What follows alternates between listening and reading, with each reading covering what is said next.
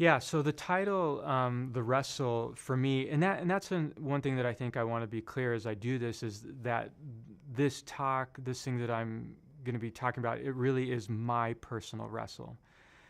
It's my grappling with should I be more engaged in the work that I'm doing with social issues.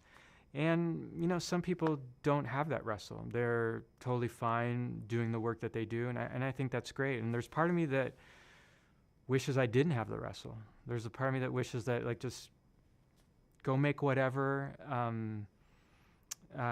do any kind of creative work and just move. But for some reason, I'm just not wired that way. I'm not built that way, and it kind of pricks me a little bit, especially as I'm seeing what's happening. And I guess I worry: will I look back and say to myself, like this is what was going on in the world, and this is what you made. Yeah.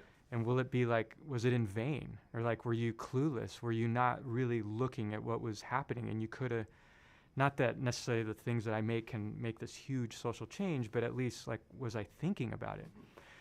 And so can it or should it have effects on global issues? I mean, my hope would be that yes, that it would, and is it going to affect policy or change laws? I don't know that, but I think that's one of the great things about being a professor is that you raise these issues to the students and then they think about them.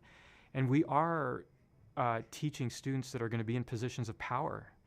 A lot of our students are going to be, whether they're going to be a president of a company or some big designer or a big filmmaker, they're going to be in positions where they may be able to make change. And if I was able to maybe just bring up something that made them think about some of these social issues, then I feel like, yeah, I've maybe had a little impact.